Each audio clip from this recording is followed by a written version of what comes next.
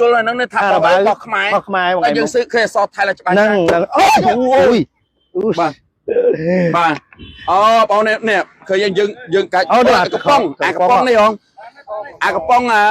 กระป๋องอะไรยังไตข้อกระป๋องไตข้อเมื่ออดมินปะปออดมินตุกนะไอ้มันติ๊กยังไงบอกบ้านนี้เอาเพิ่มเปิลอ๋อคือตัวบ้านพอละอ๋อไม่ใช่อ๋อได้ดับตู้เตี้ยดับตู้เตี้ยยังมองบอลออกนี้เปียกาเตียงออกเนี่ยจุนปอนเนี่ยได้เปียกาออกนี้แต่ยังสมัยบอลโอนต่างๆแต่บ้านเมื่อวิดีโอในให้ช่วยแชร์พวกไม้ถับพวกยืนนี่ในแต่บันต้อซับซ่ากรรมที่ทำกับสินค้าไทยเมื่อเขมรระลมกันแบนสินค้าไทยนะครับกับสบายดีFC ทางฝั่งไทยแล้วก็ฝั่งลาวนะครับผมวันนี้ก็มาอยู่ในช่องบ่าวรำชาแนลนะครับ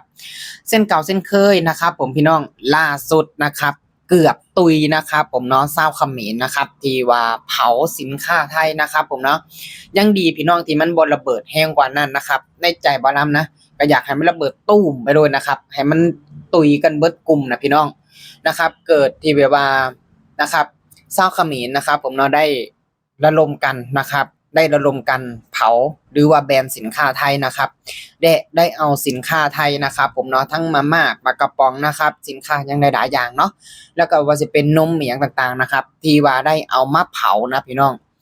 นะครับเอามาเผานะครับผม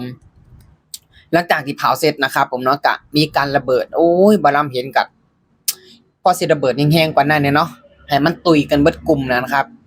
นะให้มันตุยกันเบิดกลุ่มนั่นน่ะเพราะว่าคนพวกนี้นะครับผมนะถ้าบอนะครับเป็นแบบนี้น่ะคือเขานะครับเขาจะบอสนใจนะครับเขาก็บอสนว่าบาปหรือว่ากรรมนะครับเขาบอสนพวกนี้น่ะเพราะว่าหยังนะครับเพราะว่าทำลายนะครับผมเนาะหรือว่าเผานะครับของนะครับหรือว่าอาหารนั่นแหละพี่น้องนะครับการที่ทำลายหรือว่าเผาอาหารนี่พี่น้องจะเห็นให้คนได้กินอิ่มท้องเนี่ยถือว่าเป็นบาปกรรมเลยนะพี่น้องนะถือว่าเป็นบาปกรรมนะครับเพราะว่าอย่างคนที่ลำบากนะครับคนที่ต้องการกับมีอีกหลายนะครับคนที่ว่านะครับบ่มีอันจะกินนะครับอย่างเส้นนะครับคนเขมรนะครับที่ว่าตกระกำลำบากบ่มีงานนะครับบ่มีเงินนะครับต้องการความช่วยเหลือต้องการของบริจาคอีกหลายๆคนนะครับอยู่ในประเทศเขมรนะครับที่ว่าตกงานกันและก็อยากเข้ามาเฮ็ดงานอยู่ในประเทศไทยตอนนี้ก็มีอีกหลาย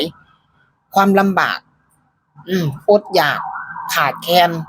บ่มีงานเฮ็ดบ่มีของบ่มีกับข้าวนะครับมีอีกหลายถ้าสิแบนถ้าสิเฮ็ดก็ให้แต่มันคือแน่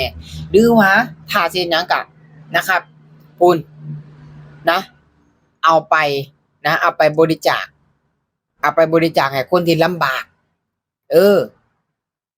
เอาไปนะดีกว่าเสียมาเผาแบบนี้เอาเสียกว่าเสียมาเฮ็ดคอนเทนต์แบบนี้นะก็เข้าใจอยู่หรอกว่าอยากแบนสินค้าไทยบ่อยากใช้สินค้าไทยแล้วแต่อย่าลืมว่าประชาชนในเขมรนะครับเป็นคนที่แบบลำบากนี่หลายนะอันนี้บ่ได้มาซ้ำเติมนะครับทุกคนก็อาจสิฮู้ดีนะครับผมนะว่าชาวเขมรนะครับลำบากปานใดนะบางคนก็ต้องไปนะขอทานเพื่อขอเงินนะครับจากคนอื่นบางคนบ่มีอันจะกินนะครับหิวโหยอดอยากจนทนบ่ได้จนได้ลักลอบเข้ามาในประเทศไทยแต่สุดท้ายก็ไปบ่รอดนะครับไอ้บ่รอดถูกเจ้าหน้าที่จับก็เพราะว่าหยังล่ะก็เพราะว่าความลำบากนะพุ่นไปเผาใส่หน้านะครับไปเผาใส่หน้าบ้านวุ้นเส้นพุ่นหรือว่าวุ้นเส้นหุ่นมันเนตรพุ่นน่ะเอาไปเผาใส่พุ่นนะครับให้มันจังสิได้ดับกันเบิดน่ะถ้าสิเฮ็ดก็ต้องเฮ็ดให้มันถึงนะครับถ้าสิเฮ็ดก็ต้องเฮ็ดให้มันถึงแต่ก็อย่าลืมว่าประชาชนชาวเขมรต้องการนะคนที่ลำบากนะต้องการอยากกินพอบ่มีอันจะกินหิวโหยอดอยากมานานตั้งแต่ถูกฮุนเซนฮุนมาเนตหลอกกลับไปประเทศนะ หลอกกลับไปประเทศตอนนี้บ่มีอันจะกินลำบากขาดแคลนเป็นหยังคือว่าบ่ไปบริจาคอันนี้คือซอยออกความคิดนะเพราะว่าชาวเขมรน่ะคิดบ่ได้นะครับถ้าแบนก็มีแต่ว่าอยากเผาเดี๋ยวก็อดอยากนะเผากับข้าวเผาอาหารนะเดี๋ยวก็อดอยากปากแห้งนะครับบ่เฮ็ดก็ได้เกี่ยวกับเรื่องบุญเรื่องบาปนะมันบ่ต้องซาดหน้าดอกซาดนี่ล่ะนะครับนะอย่าลืมว่าชาวเขมรนะครับเป็นประชาชนที่แบบลำบากหลายนะลำบากหลายฉะนั้นแล้วต้องคิดให้ดีก่อนที่จะลงมือเฮ็ดหยังก็ตามนะอย่าฟังแต่วุ้นเส้นอย่าฟังแต่หุ่นมาเนตว่าสั่งให้เผากับเผาสั่งให้แบนกับแบนต้องคิดก่อนว่าประชาชนที่ลำบากอีกหลายนะเคิงข่อนประเทศ